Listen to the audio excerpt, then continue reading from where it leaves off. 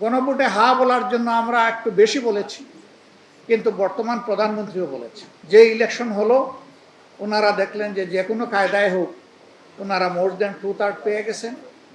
এখন ওনারা ভুলে গেলেন জনগণকে যে তারা ওয়াদা দিয়েছে। দানাই পানাই করে এখন সংবিধান সংশোধন কমিটি, কমিশন এগুলা গঠন করার কথা বলেন কেন? অনেকটা বিড়ালের হাতে গুস্ত পাহারাদারির দায়িত্ব দেওয়া। এই ফেসিবাদী শাসনের জড় কেটে দেওয়ার জন্যেই অন্তর্বর্তীকালীন সরকার জাতীয় ঐক্যমত্য কমিশন গঠন করেছিল। 60টি মাস ধারাবাহিকভাবে 31টি দল সেখানে আলোচনায় অংশ নিয়েছে। আজকে সংসদে যে সমস্ত দলের প্রতিনিধিত্ব আছে, যারা সরকার গঠন করেছেন এবং যারা বিরোধী দলে বসেছেন, তারা সকলেই সেই আলোচনার অংশ ছিলেন। দীর্ঘ আলোচনার পর সবাই একমত হলেন যে এই দেশকে যদি ফেসিবাদের কবল থেকে মুক্ত করতে হয় তাহলে বড় ধরনের সংস্কার প্রয়োজন হবে। আর এই সংস্কারের জন্য জাতীয় সংসদ নির্বাচনের পাশাপাশি একটা গণভোট অনুষ্ঠানের প্রয়োজন হবে। যে সমস্ত বিষয়ে সংস্কার হবে আমরা একমত হয়েছি, সেই বিষয়গুলো বৈধতা দেওয়ার জন্যেই প্রয়োজন গণভোটের। এই গণভোটের কথাটা এটা সত্য যে বর্তমান সরকারি দলের একজন নেতাই প্রথম দাবি করেছিলেন।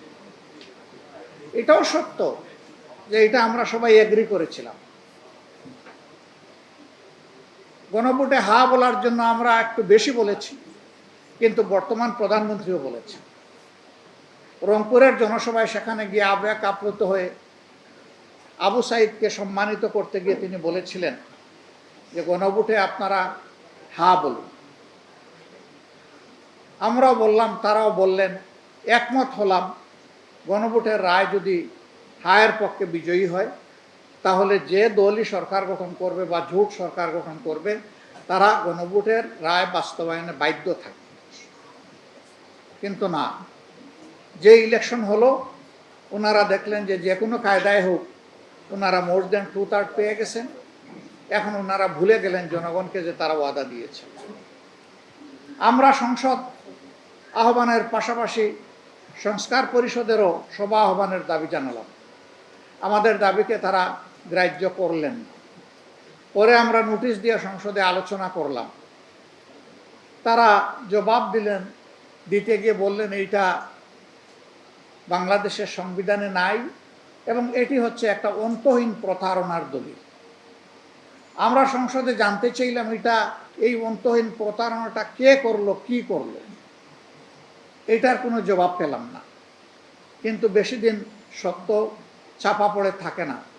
সেই সংসদে দাঁড়িয়ে একই ব্যক্তি আবার বললেন যে যদি ইলেকশনটা না হয়, অর্থাৎ আমরা ক্ষমতায় তাড়াতাড়ি না আসতে পারি, এই ভয়ে তখন আমরা সব কিছু মেনে নিয়েছি।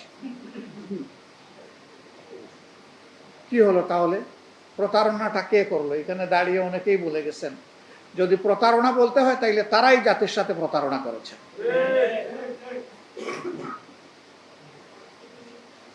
অসুবিধাটা কোথায়? এটা মানছেন না কেন? দানাই পানাই করে এখন সংবিধান সংশোধন কমিটি, কমিশন এগুলা গঠন করার কথা বলেন কেন? এর উদ্দেশ্য ইতিমধ্যে স্পষ্ট হতে শুরু করেছে। গুম কমিশন বিলুপ্ত করা হয়েছে, পরে তারা একটা আবার আইনের পক্ষে পাশ করতে যাচ্ছেন। অনেকটা বিড়ালের হাতে গুস্ত পাহারাদারির দায়িত্ব দেওয়া।